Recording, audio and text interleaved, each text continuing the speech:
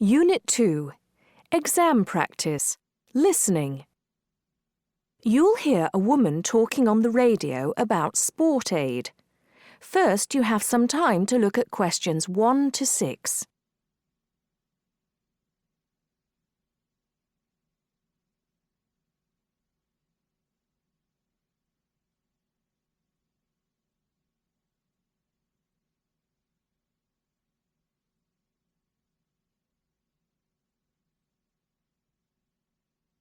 Now listen carefully and answer questions 1 to 6.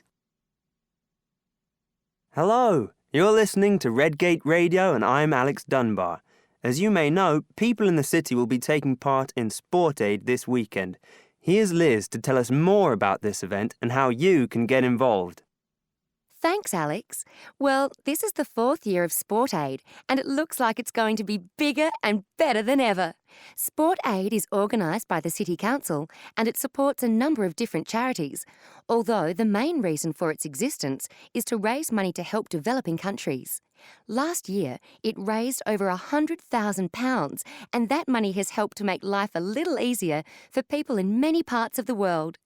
Just to give you one example, the village of Otunga in Chad now has a water supply, meaning that the people no longer have to walk miles every day just to get water. And there are countless stories like that. By contributing to the infrastructure of different regions, it's hoped that things like Sport Aid will enable many more people to climb out of poverty. Another way in which that happens is by giving people the knowledge and skills to earn money. One of the biggest issues facing people in many poorer areas of the world is education. Something that we take so much for granted can be rare and expensive in some regions. Education is seen as key to development, and money from Sport Aid has paid for schoolrooms and equipment in a number of places. So what can you do to help? There are lots of ways in which you can get involved. First of all, you can go down to the biggest attraction of the day, the Sport Aid charity football match. There will be thousands of people at City Stadium, and all the money raised from the sale of tickets goes to charity. There's much more going on than just a football match, of course. There will also be lots of entertainment for the whole family, including a fair, stalls selling all kinds of food, and even a chance to try out some sports you may not have tried before, like softball and volleyball. It's probably going to be a very active day, so it's best to make sure that everyone is in comfortable clothes before you go down there. It's always a fantastic day out, and it's a great way to show your support. Before you hear the rest of the talk, you have some time to look at questions 7 to 10.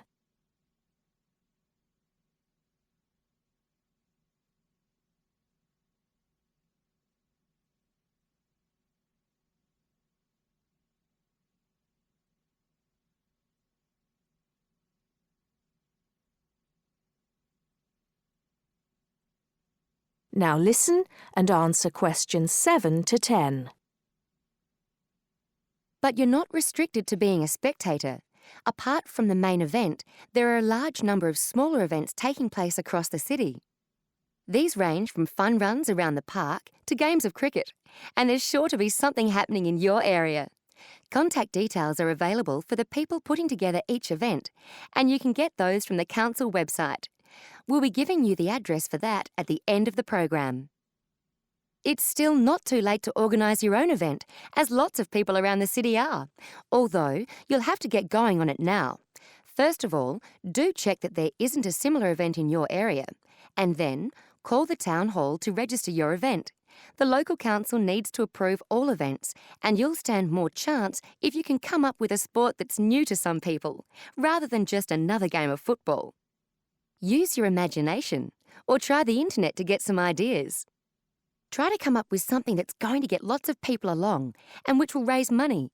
You might not want to go for anything that turns out to be too costly though, since the council isn't able to supply bats or balls or anything else you need.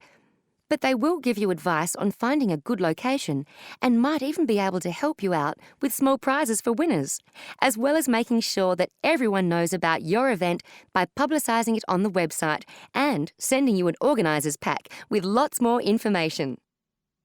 There are a couple more things you need to be aware of for your event. There aren't any age restrictions. Although, if you're under 18, you'll need to get an adult, such as a parent, to sign the forms for you and to handle any money raised. But you do need to live in the Redgate area. You should also be prepared for anyone to turn up, since all events are public.